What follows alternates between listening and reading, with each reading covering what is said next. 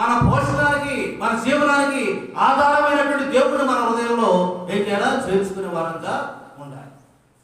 అర్థమవుతుందమ్మా? దేవుడే నీకంత అంటే దేవుడు అంటే సామాన్యమా? ప్రపంచాన్ని నడిపిస్తున్నటువంటి దేవుడు ఒక సామాన్యమైనటువంటి వ్యక్తి. దేవుడు అంటాడు, నరుణ్ణి జ్ఞాపకం చేసుకున్నట్టుకు వాడు ఏ పాటి వాడు? ఏమైనా అర్హత ఉందా? ఆయనను సర్వోన్నతుడైనటువంటి భూమికి ఆకాశములకు సర్వాధికారి అయినటువంటి దేవుడు, భూమి ఆకాశం పట్టజాలత దేవుడు, ఆకాశంలో మహా ఆకాశంలో మరి అంత గొప్ప దేవుడు అయినటువంటి ఆ పెద్ద దేవుడు, గొప్ప దేవుడు, ఒక సామాన్యమైనటువంటి అర్హత లేనటువంటి ఒక వ్యక్తిని దేవుడు నిమిషం కూడా విడిచిపెట్టకుండా కాపాడుతున్నాడంటే ఆ విలువేంటో మనం కూడా గ్రహించాలి. మనం కూడా ఫలించే వారంగా 3 ఏళ్ళు వెతికినా ఒక ఫలమైన కూడా కనిపించలేదంట.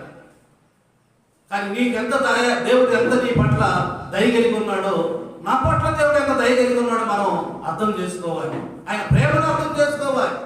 ఒక నిమిషం ప్రపంచంలో ఇన్ని కోట్ల వేల కోట్ల మంది జనం ఉంటే అందరిని కూడా అన్ని వేళలో అన్ని విషయాలు సహాయం చేస్తున్నటువంటి దేవుడు నిన్ను మర్చిపోకుండా ఒక నిమిషం కూడా నిన్ను విడిచిపెట్టకుండా దేవుడు ఉంటున్నాడంటే ఎంత ధన్యత. కాబట్టి మనం కూడా తెలుసుకోవాలి దేవుని యొక్క ప్రేమ.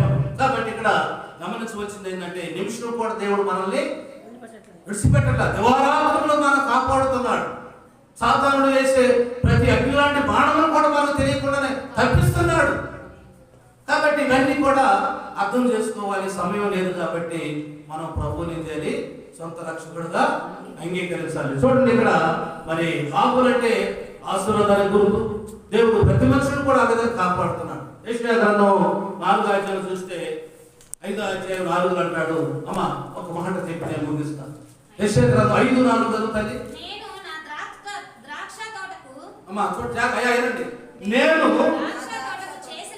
ఈ ద్రాక్ష తోటకు చేసిన దానికంటే ఆయన అంటున్నాడు, నేను ఈ ద్రాక్ష చెట్టు బదులు మరియమ్మ గారు అన్నాను. ఎవరు లేరుగా మరియమ్మ గారు? ఎవరు అన్నారా?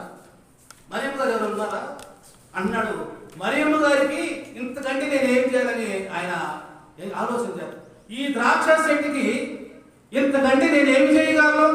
చేయాల్సిన అన్ని చేశా, బాప్తిస్మం లేదే, మారుమనసు లేదే, ఇంత ఈ అర్ధరూప చెట్టుకి చేయవలసినంతా చేశాడంట ఆయన. ఆయన అంటున్నాడు, ఎవరితో చెప్తున్నాడంట? భూమి ఆకాశం చెప్తున్నాడు. అమ్మ నేను ఏం తక్కువే చేయలేదే, చేయవలసినంతా నేను చేశానే, ఏమాత్రం కూడా మార్పు లేదే అని ఆయన మళ్ళీ బాధపడుతున్నాడు. తనతో తను చెప్పుకొని బాధపడుతున్నాడు.